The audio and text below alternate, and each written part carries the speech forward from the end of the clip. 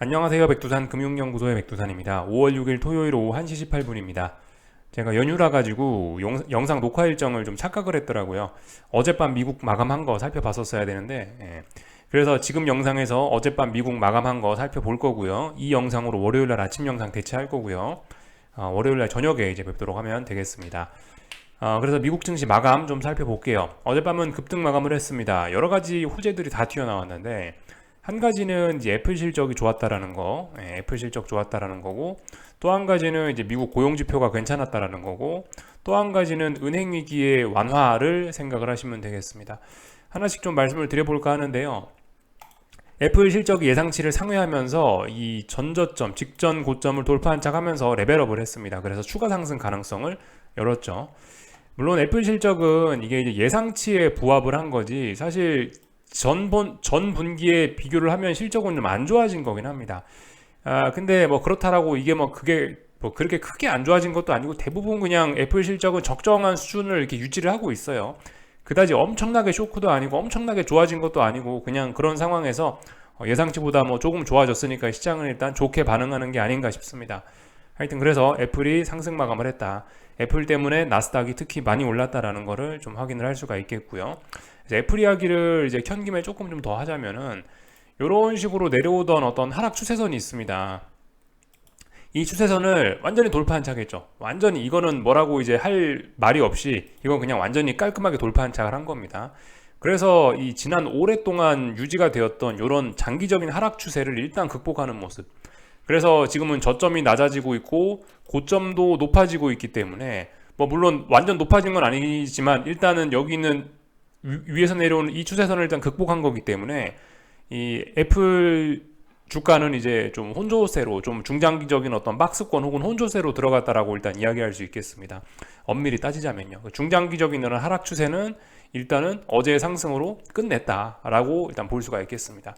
물론 이게 그렇다라고 해도 이제 여길 돌파한 척 했으니까 네가 말한 어떤 추세선 이렇게 내려오는 걸 돌파한 척 했으니까 이제 계속 오르냐?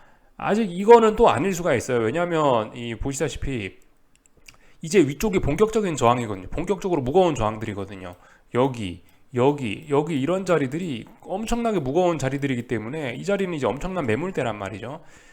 지금까지 여기서부터 여기까지 올라온 거하고 여기서부터 요만큼 올라가는 거는 이제 이 필요한 힘의 세기가 좀 다릅니다.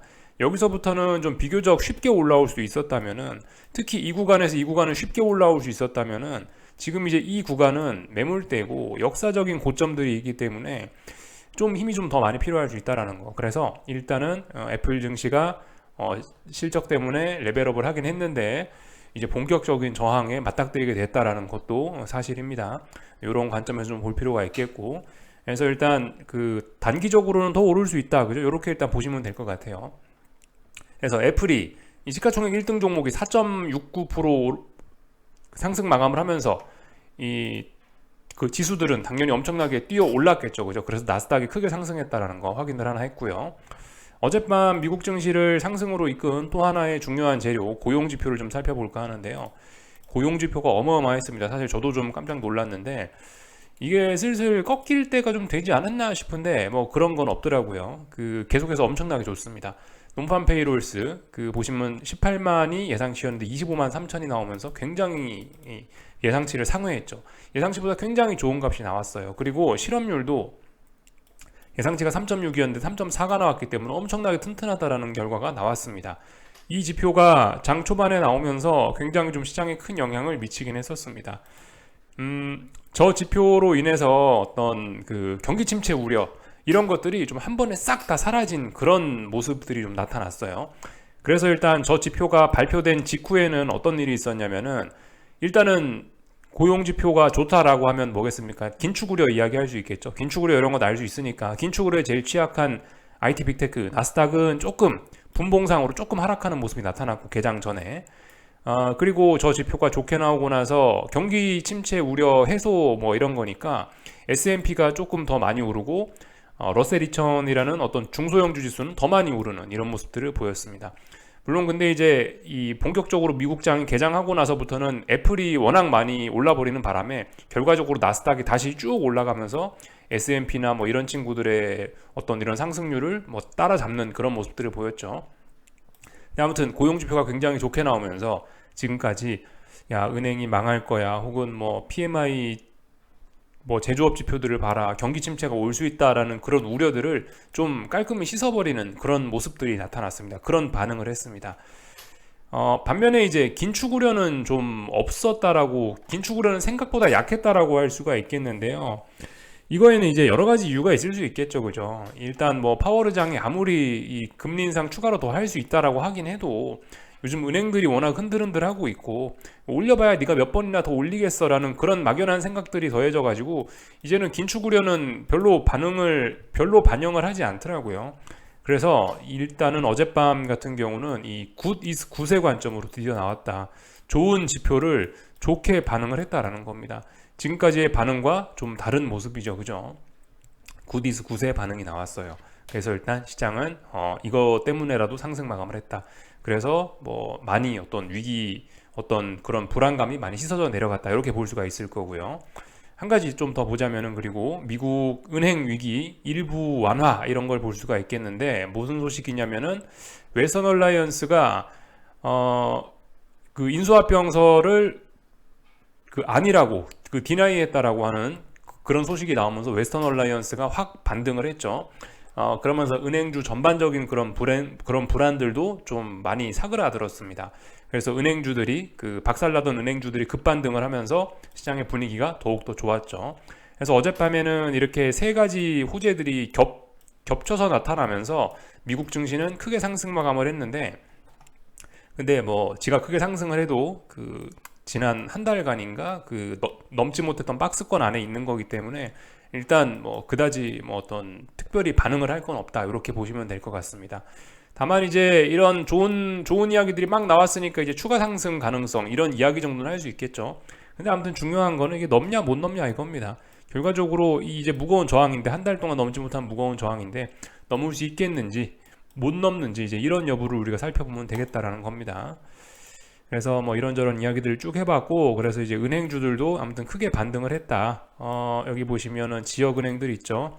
뭐 6%, 7%, 뭐 9%대 상승도 하고 있다라는 거. 그리고 지난번에 목요일 날인가에 크게 급락했던 그런 친구들이 크게 반등을 했다. 뭐 여기 뭐 지온인지 자이온인지 얘네도 뭐 19% 올라가고 뭐 이런 모습들을 보였다라는 거. 뭐는 80%가 올랐다 그러던데, 그죠? 예. 퍼시픽, 페그웨스트는 반토막 났다가 80% 반등을 하는 이런 모습을 보이기도 했습니다. 잠깐 좀 주가를 좀 한번 체크해 볼까 하는데요. 잠깐 볼게요. 페그웨스트는 보시면 어젯밤 80% 반등을 하면서 80% 상승 마감을 하면서 이런 모습이 나타났습니다. 근데 어떻습니까? 이 80% 상승이라고 하더라도 좀 그렇죠. 워낙 낙폭이 크기 때문에 이거를 추세 전환이다, 이제 은행 위기는 끝났다라고 볼 수 있겠습니까? 좀 그렇게 보긴 좀 어렵죠. 어제 좀 위기가 해소가 된 거는 이제 웨스턴 얼라이언스지, 페그웨스트는 여전히 좀 불안감이 있긴 있는 거예요, 그죠? 네, 다만 이제 페그웨스트하고 웨스턴 얼라이언스하고 뭐 비슷한 그런 지역 은행주들로 이렇게 묶여 있으니까 분위기에 힘입어 갖고 이렇게 반등을 하긴 한 겁니다. 근데 뭐 이거 반등을 했다라고 해서 뭐 그다지 그렇게 아직 뭐 의미 있는 신호다라고 보기는 좀 어렵죠. 하여튼 이런 모습들이 나타났다. 이게 이제 80%가 주가가 올랐으니까 네, 하루에 80%가 주가가 올랐으니까 은행 위기가 끝났다, 이렇게 해석하시면 안 된다라는 거를 좀 말씀을 좀 드리고 싶어요. 그래서 이 보시면은 지역 은행들을 모아놓은 ETF들도 이렇게 보시다시피 크게 반등을 했는데요. 근데 아직까지 그냥 반등일 뿐이죠, 그죠? 예. 이 중요했던 지지선 자리는 이미 오래전에 봉개를 시켜놓은 상태인 거고, 그 상태에서 지금 이제 단기적으로 낙폭이 좀 과대했기 때문에 반등이 올라오고 있는 거다라고 보시면 될 것 같고, 아직 은행 위기는 끝난 게 아니죠. 계속해서 잘 지켜봐야 돼요, 그죠? 예. 은행 위기가 그래서 활활 타오르지를 않고 있습니다. 아무튼 근데 찔끔찔끔 불 좀 붙었다가 다음날 꺼지고, 불 좀 붙었다가 다음날 꺼지고, 뭐 그런 모습들이 나타나고 있습니다. 그래서 이 시장의 깝깝한 모습은 지속되고 있다, 이렇게 일단 보시면 되겠습니다. 그래서 어제 미국 증시를 둘러싼 이슈들을 좀 이야기를 좀 해드렸고요.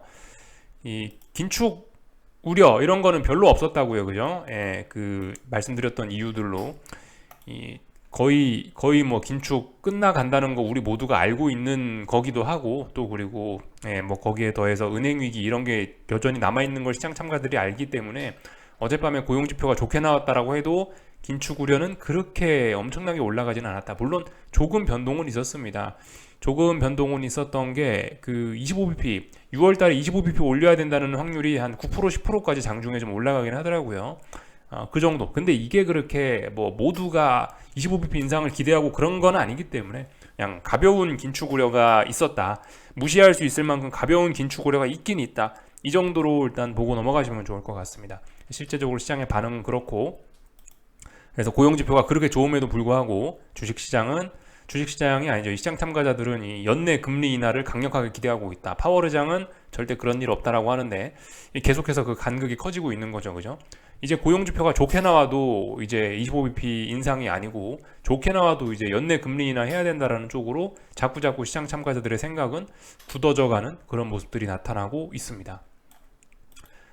이런 거를 좀 살펴봤고, 어젯밤에 있었던 그 주식시장 외적인 부분에 좀 변화를 좀 하나만 좀 말씀드릴까 하는데, 이 1개월물 금리가 이제 튀었습니다. 왜냐면은 이제 그 미국 부채 한도 협상 관련된 게 이제 6월 초에도 터질 수 있다, 그런 이야기가 나오고 있지 않습니까? 그죠?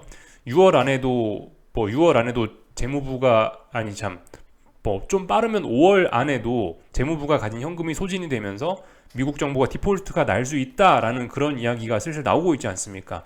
옐런 의장이 지난주라고 해야 되나? 그런 말을 했잖아요. 그죠? 생각보다 그 돈 소진 속도가 빠르다. 그 재무부가 갖고 있는 현금 소진 속도가 빠르다라고 하면서 디폴트가 빨라질 수 있다라고 이야기를 했는데, 이제는 보시면 5월 달이 돼버렸기 때문에 1개월물도 이제는 디폴트의 영향권에 들어간 겁니다. 그래서 본격적으로 1개월물도 이제 어떤 미국 정부의 디폴트 우려를 이제 가격에 반영을 하기 시작했다. 그래서 1개월물 금리가 좀 크게 튀는 모습이 나타났다라는 거를 우리가 좀 확인을 해봤습니다. 그래서 이제 사실 이번 이슈와 관련해서 미국 정부 부채 이슈와 관련해 가지고 요것도 한 번씩 좀 보시면 좋을 것 같아요. 사실 이걸 평상시에는 우리가 볼 필요가 없는 거긴 한데, 지금은 이제 미국 정부가 5월 달 안에 뭐 디폴트가 날 수도 있다, 안 날 수도 있다, 그런 이야기를 하는 시기이기 때문에 참고적으로 조금 더 관심이 있으신 분들은 여기 이제 여기 fred.st.louis fed.org 여기 들어오셔가지고 여기서 이제 자료 검색하셔가지고 요거 트레저리 그 제너럴 어카운트라고 요거를 검색하셔서 요거 좀 보시면 좋을 것 같아요. 이 데이터. 그러니까 그 TGA라고 보통 TGA라고 사람들이 줄여서 많이 표현을 하는데, 이게 이제 지금 재무부가 가지고 있는 현금을 보여주는 겁니다. 그래서 지금 현금이 얼마나 남았나 보면은 뭐 18만 8,309 만큼 남았다라고 합니다. 근데 이게 줄어드는 속도가 생각보다 굉장히 빠르다라고 해서 지금 5월 달 중에 디폴트 가능성이 이야기 나오는 거죠. 이게 0 되면은 이제 큰일 나는 거예요. 그죠? 그렇기 때문에 이거를 한 번씩 좀 볼 필요가 있다. 이거는 수요일 날마다 발표를 하는 모양이에요. 그래서 이거는 이제 지난주 수요일 날 발표된 데이터인 것 같고, 그럼 이제 다음 주 수요일 날 또 이 데이터가 나오겠죠. 그죠? 이거 보면서 어떤 디폴트 우려 이런 걸 우리가 조금 더 자세히 알 수 있지 않겠냐. 그렇기 때문에 관심 있으신 분들은 한 번씩 좀 보시라는 이야기 좀 드려봤습니다.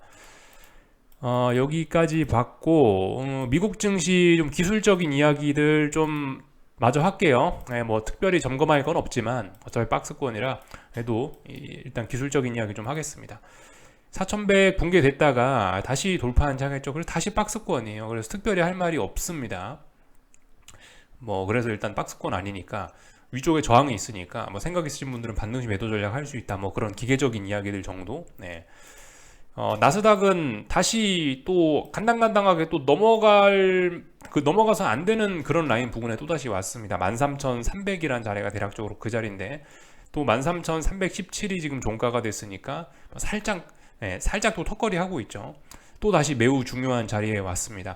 물론 이제 통상적으로 이런 모습이 나오면은 이건 추가 상승 가능성을 높게 보는 게 이 합리적이고 일반적인 분석 방법입니다. 왜냐면은 이번에 보세요. 그죠? 여기 한번 저점 있었고, 여기서 지금 저점을 찍고 지금 올라가는 그림이잖아요. 그리고 다시 이 저항에 한 번, 두 번째 도전한 거기 때문에 이건 돌파 한착하고 더 레벨업하고 싶다는 가능성을 높게 보는 게 합리적입니다. 뭐 그렇지만 말씀드렸다시피 이 증시는 어떤 가능성의 그 가능성과 확률의 영역이기 때문에 넘어가기 전까지는, 완전히 넘어가기 전까지는 일단 의심하시고 아래쪽으로 여전히 베팅할 수 있다. 다시 13,300이니까 다시 한번 아래쪽으로 한 번 더 질러볼 수 있는 그런 기회가 아니냐 싶습니다. 물론 뭐 다양한 생각은 들 수 있죠. 뭐 근데 그렇지만 일단 저항을 못 넘었으니까, 간단하게 생각해, 저항 못 넘었으니까 아래쪽으로 베팅할 수 있다, 이런 거고. 여기서 만약에 이제 지금 넘어갈 것 같다라고 생각해서 주식 매수하는 거는, 그거는 조금 좀 부담스러운 행동일 수 있습니다. 왜냐면 이제 아직 넘어간 건 아니기 때문에, 넘어가지 않았다면 지금 주식을 사거나 지금 나스닥을 상방 베팅하는 건 가장 주식을 비싸게 사고 가장 상방 베팅을 비싼 가격에 하는 것일 수도 있기 때문에, 그죠? 그래서 안정적으로 13,300을 완전히 돌파한 다음에 이제 위쪽으로 들어가는 게 맞다고 봅니다. 지금 상황은 어쨌든 아래쪽으로 들어갈 수 있는 또 한 번 온 절호의 찬스라고 생각을 합니다. 물론 근데 합리적인 관점에서 봤을 때는 두 번째 올라온 거기 때문에 이거는 절호의 하방 베팅의 찬스라고 보기에는 조금 좀 무리가 있을 것 같다라는 생각은 있습니다. 그렇지만 말씀드렸다시피 못 넘어가고 있으니까 아직까지는 아래쪽으로 충분히 베팅을 할 수 있다, 이 정도 이야기 드리면 될 것 같고요. 변동성 지수 한번 좀 볼까 하는데, 변동성 지수는 이런 모습입니다. 이거 말씀드렸다시피 여기 중요한 저항이 여기 어딘가란 말이죠. 이 자리 살짝 돌파 한착했었는데 이렇게 넘어가기가 좀 쉽지가 않다라는 걸 말씀 좀 드렸었죠. 결과적으로 장대 음봉을 봤고요. 또 다시 여기 어떻게 이런 식으로 해서 뭐 삼중바닥형을 만드는 그런 과정일 수 있습니다. 물론 지금 박스권으로 보는 게 더 맞을 것 같은데, 다시 여기서 또 올라오느냐 마느냐, 그죠? 뭐 이런 여부들 또 지켜보시면 되겠습니다. 하여튼 그래서 일단 뭐 자연스러운 모습이다. 하방 보시는 분들 입장에서 빅스 이런 모습을 보면 어쨌든 별로 쫄 건 없어 보인다. S&P는요. 쫄리는 건 나스닥이죠, 그죠? 나스닥 하방이 쫄리는 거지. S&P는 하방을 보시면서 일단은 어젯밤에 뭐 급등을 하고 어쩌고 저쩌고 해도 일단 뭐 이런 모습을 보면서 별로 그렇게 쫄릴 건 없을 것 같다라는 생각. 어쨌든 뭐 고점은 높아지고 있지 않습니까, 그죠? 중요한 저항들 한 번이라도 뭐 돌파 한착하고 이러니까 뭔가 좀 끼가 있긴 있나 보다. 뭔가 얘가 좀 빅스가 올라오면서 좀 시장이 좀 내려올 생각이 있긴 있나 보다. 이렇게 충분히 볼 수 있는 근거가 있죠. S&P는 그리고 4,100을 한 번도 아니고 일단 두 번을 붕괴시켰었기 때문에 좀 더욱더 좀 그런 이야기를 하기가 좀 좋긴 합니다. 그래서 일단 뭐 빅스 같은 경우는 일단은 뭐 상승 중 눌림으로 뭐 볼 수도 있겠다. 단기적인 관점에서요. 단기적으로 상승 중 눌림으로 충분히 볼 수도 있다. 그럴 여지도 있다. 이 정도 이야기를 해드리면 될 것 같습니다. 그래서 뭐 일단 쭉 살펴봤고, 어젯밤에는 그래서 이제 전반적으로 위험자산 선호 뭐 이런 것들 좀 나타났으니까 뭐 국제유가도 좀 올라가고, 그 국제유가도 보시면 뭐 단기적으로 어떤 투매의 흐름 이런 걸 좀 봤었기 때문에 일단 좀 일단 좀 계속해서 반등을 시도하지 않을까 싶긴 합니다. 근데 일단 그 반등을 시도하긴 시도할 건데, 그래도 이번에 저점이 좀 낮아지고 감산에도 불구하고 지금 여기서 위쪽으로 더 못 갔기 때문에 제 생각에 국제유가는 결과적으로 조금씩 아래쪽으로 좀 처지지 않을까라는 게 제 생각이고요. 그리고 이 국제유가가 보시면 지금 이 이평선들이 보시면 벌써 아래쪽으로 슬슬 좀 꺾이고 있는 이런 모습들이 좀 있긴 있거든요. 이게 이렇게 기울기가 이렇게 아래쪽으로 내려온다는 것 자체가 어떤 하방 압력을 의미할 수 있는데, 국제유가는 영 희마리가 좀 없어 보이긴 합니다. 물론 지금은 이제 반등할 만한 때니까 반등을 하긴 했는데, 그래서 일단 별로 국제유가가 위쪽으로 많이 올라갈 것 같다라는 생각은 일단 잘 들지는 않는 상황이에요. 다만 이제 단기적으로 지금 일단 계속해서 반등은 좀 시도할 수 있다. 얼마가 될지 모르겠지만, 무거운 저항들이 대충 보면 이평선들 많이 모여 있는 데 있겠죠. 76, 77 이런 데가 지금 보면 이평선들 빠글빠글 모여 있으니까 여기가 어떤 중요한 어떤 저항이 될 수 있지 않겠냐 싶은 생각은 있습니다. 그래서 하여튼 뭐 조금은 더 올라올 수 있을 것 같다. 단기적으로 한번 투매 비스무리한 거 나왔기 때문에 여기에 대한 반발 있을 수 있겠죠. 스프링이 이날 꽉 눌렸단 말이죠. 5월 4일날 스프링이 꽉 눌렸으니까 강하게 반발도 올라올 수 있다라는 생각입니다. 그래서 일단 뭐 국제유가의 단기적인 하방은 뭐 일단 끝나지 않았냐, 단기적으로는 일단 좀 반등을 하지 않겠냐라는 생각 정도 있습니다. 그리고 뭐 러셀 지수 이런 것도 좀 강하게 올랐고, 결과적으로 종가를 보니까 똑같네요. 그 종가를 보니까 그 순서대로 그렇게 마감했네요. 고용지표의 영향을 잘 받은 걸로 나오네요. 그죠? 선물지수는요. 그 고용지표 좋게 나왔다고 하니까 러셀이 가장 강하게 올랐고 S&P가 그 다음이었고 그 다음 나스닥이었는데 아니네요. 그래도 나스닥 2.1%니까 2등 했네요. 애플의 영향이 좀 크긴 컸던 모양이다. 네, 애플의 영향 때문에 아무튼 애플이 네, 말이 꼬이네요. 애플의 영향으로 나스닥이 아무튼 2등으로 올랐고 러셀이 가장 강하게 올랐네요. 이런 거는 어떤 경기 침체 우려가 좀 사라진 그런 그죠? 고용 지표 때문에 경기 침체 우려가 좀 사라진 그런 거에 영향을 러셀 지수가 많이 받아서 그런 거다라고 보고 있습니다. 뭐 요 정도. 뭐 구리도 올라가고 빅스도 떨어지고 그죠? 이런 모습들 전형적인 어떤 위험 자산 선호 뭐 그런 모습이죠. 예. 주식 사고 분위기 좋을 때 그런 모습들. 안전 자산으로 해당되는 골드 이런 건 떨어지고 뭐 그런 모습들. 전반적으로 좀 살펴봤고 뭐 달러하고 금리 이야기 좀 간단하게 하겠습니다. 달러가 어젯밤에 그러니까 주춤주춤했어요. 어젯밤에 달러는 생각이 많았습니다. 고용지표 발표되고 나서 야 미국 경제는 좋다. 다시 긴축이 일어날 수 있다라는 생각에 장중에 달러가 좀 많이 올랐었지만은 결과적으로 다시 다 되돌렸습니다. 미국 경제는 튼튼해라고 하면서 뭐 긴축 우려 뭐 이런 것들도 또 별로 없고 이러면서 아무튼 어떤 반발로 인해서 올랐던 거에 대한 반발로 그냥 다시 떨어지지 않았나 싶어요. 장중에. 하여튼 그래서 뭐 달러가 떨어졌고 그래서 지금 모양 보시면은 이 아직까지 뭐라 명확하게 이야기는 할 수는 없지만 이 양봉 나오고 나서 음봉 나왔죠. 그러면 사실상 이 전일의 상승을 거의 되돌렸기 때문에 얘는 이제 레벨 다운이 되려고 하는 거 아니냐라는 그런 생각을 해볼 수가 있습니다. 근데 아직 레벨 다운 된 건 아니죠. 길고 짧은 건 계속 돼봐야 됩니다. 어떤 지지선들이 많이 모여있는 어떤 매물대가 많이 모여있는 그런 자리에 왔기 때문에 이 싸움 조금 더 지켜볼 필요가 있겠습니다. 근데 긴축 우려가 확실히 이런 걸 보면은 좀 약하구나 이런 걸 좀 우리가 알 수 있고 그래서 음봉이 나왔다. 그래서 하락 마감했다. 이렇게 볼 수가 있겠습니다. 그리고 뭐 금리도 한 번씩 좀 체크해야겠죠. 그죠? 예, 금리들은 뭐 이런 식으로 조금 올랐다라는 거. 어떤 경기 침체 우려 이런 것 때문에 사실 금리가 좀 떨어지는 게 좀 많았었거든요. 근데 경기 침체 우려가 어제 고용 지표 때문에 해소가 좀 어느 정도 되고 은행 위기도 좀 어느 정도 해소가 되니까 지금 금리의 움직임 어떻습니까? 은행 위기다 그러면 금리가 막 떨어지고 은행 위기 아니다 그러면 금리 오르는 거잖아요. 지금의 흐름은 그렇잖아요. 그러니까 어젯밤은 위기가 해소된다 그러니까 금리는 다시 올라가는 이런 모습들이 보이고 있습니다. 그래서 계속해서 달러와 금리 혼조한 구간 안에서 방향에 대한 이런 고민을 하고 있다라는 거 볼 수가 있겠습니다. 그래서 전반적으로 다 고민하고 있다. 주식시장도 달러도 금리도 다 고민하고 있다. 이렇게 보실 수가 있겠습니다. 그래서 어젯밤 있었던 이야기들을 좀 간단히 해봤고 독일 증시도 올랐죠. 올랐는데 일단 뭐 답답한 구간 안에 와 있다가 보시면 되겠습니다. 중요한 저항을 살짝 넘어서 레벨업이 되긴 됐는데 턱걸이니까 일단 인정은 안 해도 될 것 같습니다. 일단 이런 모습들 계속해서 답답한 모습이다라는 거. 여기서 이제 다들 결정적으로 한 방 더 보여줘서 이제 올라야지 이제 뭐가 어떻게 되는 건데 다들 결정적으로 뭔가를 이제 보여주지는 않습니다. 뭐 일단 그런 상황이에요. 다들 중요한 저항에 걸쳐 있지 여기서 확 레벨업 이건 아직 못하고 있다라는 재미있는 모습들이 나타나고 있습니다. 이런 것들을 좀 살펴봤고 그 외에 이제 뭐 재미있게 좀 본 데이터들 몇 가지만 좀 보면서 몇 가지만 좀 보고 마치자면은요. 뭐 요런 데이터들 제가 은행 위기 요즘 심각하다라고 말씀을 드리는데요. 뭐 요런 게 좀 은행 위기가 심각하다라는 걸 보여주는 그 대표적인 자료일 수 있습니다. 지금 최근에 이제 은행이 세 개가 망했지 않습니까? 시그니처 뱅크하고 실리콘밸리 뱅크하고 퍼스트 리퍼블릭이 망했는데 얘네 세 개 은행 망한 거가 금액이 2007년, 2008년에 망했던 금액만큼 된다는 겁니다. 근데 이제 그만큼 심각하긴 심각한데요. 근데 이제 이런 거는 이제 좀 복합적으로 해석도 할 수가 있긴 합니다. 당시 2007년, 2008년 미국 경제 규모에 비교했을 때 이 정도는 굉장히 많은 양이었으나 2023년은 미국 경제도 그만큼 많이 커졌기 때문에 2007년, 2008년만큼 은행들이 망했더라도 그 비중이 예전과 같지는 않다라는 거를 좀 볼 수가 있겠어요. 그래서 지금 제가 보여드리고 싶은 게 이게 이제 미국 GDP 차트인데요.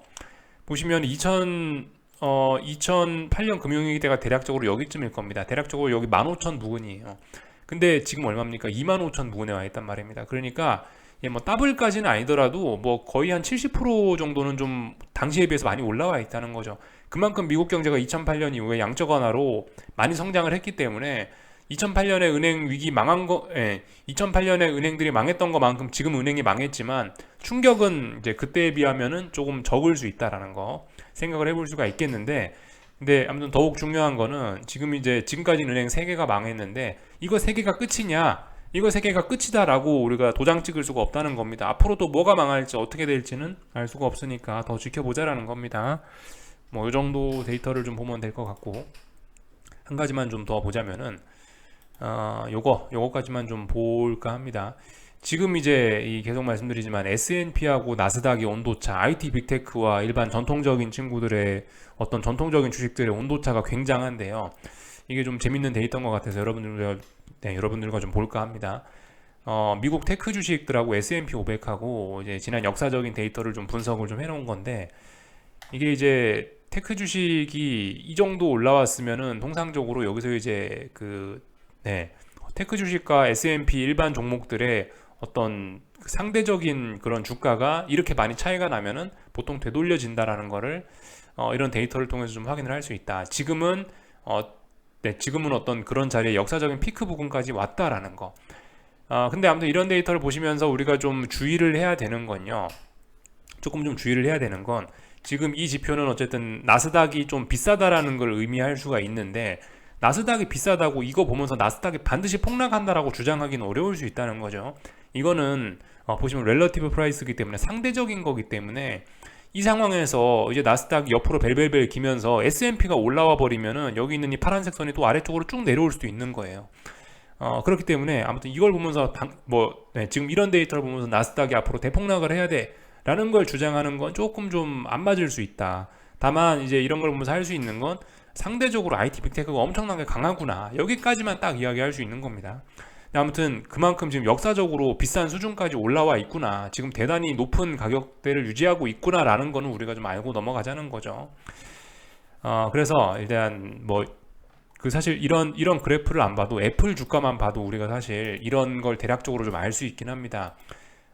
제가 좀 전에 시작할 때 애플 주가를 한번 보여드렸었는데, 애플만 봐도 지금 전고점 부근이긴 하죠, 그죠? 애플만 봐도 지금 굉장히 좀 부담스러운 가격대까지 올라왔어요. 그리고 제가 조금 전에 보여드렸던 이 데이터도 굉장히 부담스러운 가격대까지 올라왔고요. 그러니까 이제 앞으로 이제 이 애플이 이런 자리를 잘 극복하는지, 이제 이런 여부가 결과적으로 앞으로 이제 올해 우리의 투자 성과를 좀 크게 결정할 수 있지 않을까 싶습니다. 결과적으로 이제 다 죽고 애플 하나 남은 셈인데요. 어떻게 될지 조만간이면 결정이 나지 않을까 싶습니다. 그래서 제가 드릴 이야기는 거의 다 드린 것 같고요. 여기까지 하겠습니다. 궁금한 건 리플 남겨주시고요. 월요일 날 저녁에 뵙도록 하겠습니다. 여기서 마치겠습니다.